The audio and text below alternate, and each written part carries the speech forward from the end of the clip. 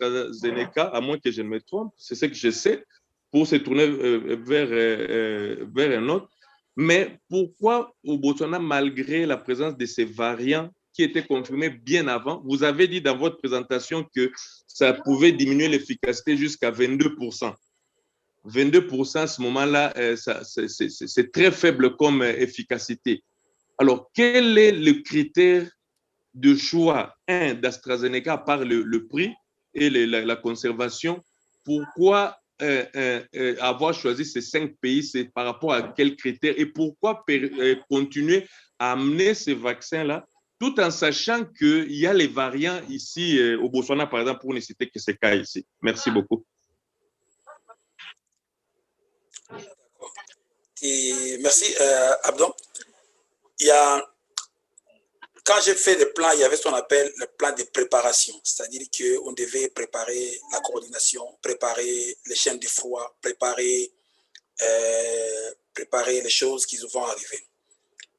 Il y a d'abord une première chose, c'est que dans les programmes COVAX, il y avait AstraZeneca, et dans le programme COVAX, il y a également certains vaccins qui sont des vaccins à des vaccins chinois, qui sont des vaccins à virus atténué.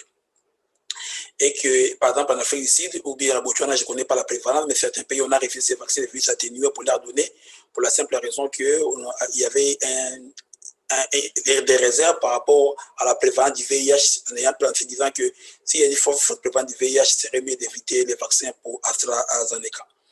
Deuxièmement, il y avait ce qu'on appelle disponibilité des vaccins, c'est un critère. Le coût est un critère très simple. Le Moderna vous coûte 60 € par vaccin, les AstraZeneca vous coûte 4 € par vaccin.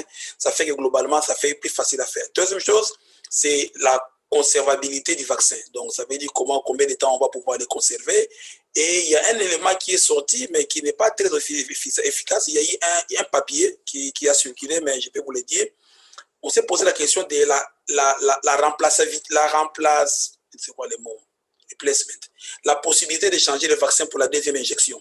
Ça veut dire que dans l'hypothèse où vous n'avez pas ces vaccins-là, lesquels pourraient faire, alors il y a eu un papier qui a trouvé que si on avait donné le vaccin AstraZeneca en dose 1 et que globalement on peut en faire un Sputnik.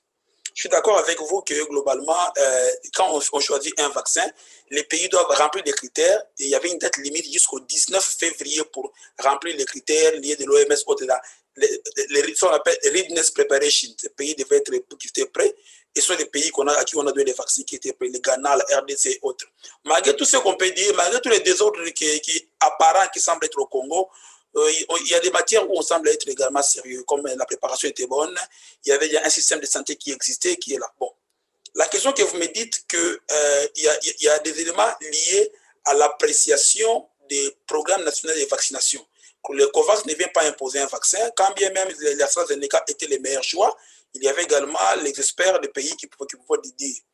Oui, je suis d'accord qu'en Afrique du Sud, l'AstraZeneca a baissé à 22%, et j'ai dit même dans mon exposé que les remplacements rapides étaient un problème pour l'Afrique du Sud, mais pas pour les autres. Il est probable également que les vaccins soient encore efficaces là-bas. En ce moment, pour ne pas dire quelque chose que je ne maîtrise pas, je n'ai pas les données des variants au niveau des